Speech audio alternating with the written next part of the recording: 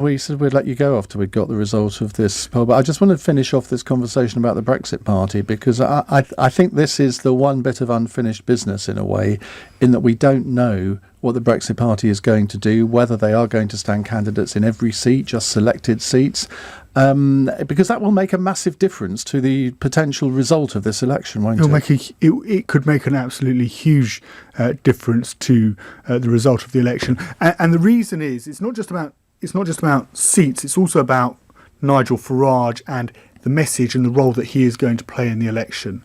Now, up until this point, Farage has felt like he has been on the outside of an ice cream shop, face pressed against the glass, unable to get in on the action, saying, but that's not real ice cream. That's not real Brexit. Give me the flake. Give me the flake. Yes, exactly. That's just some sorbet. I want the 99 whippy. But that's been...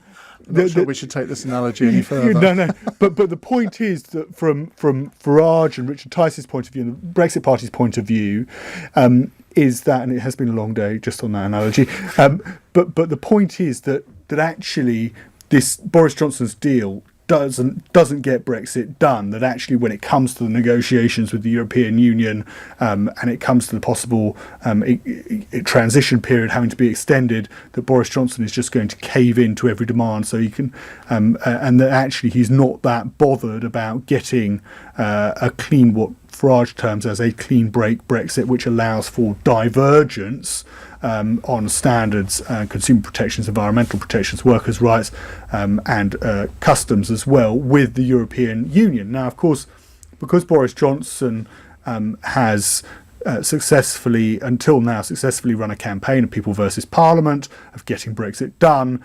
the voting public, and I'd be interested to know what Joe thinks again on this, is not particularly bothered with the detail of Nigel Farage and talking about actually this not perhaps being the clean break Brexit that he thinks voters supported back in 2016 in the European Union referendum. Now, is Farage going to continue to shout and shout and shout throughout this general election campaign that Boris Johnson hasn't really delivered Brexit, in the hope that he might be able to pick up a seat or two?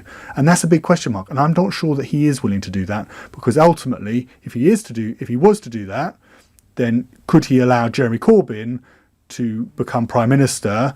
And we all know, and Farage knows this, the Brexit that Jeremy Corbyn is portraying, with the second referendum attached to it, is much further removed from what Nigel Farage, thinks is actually Brexit.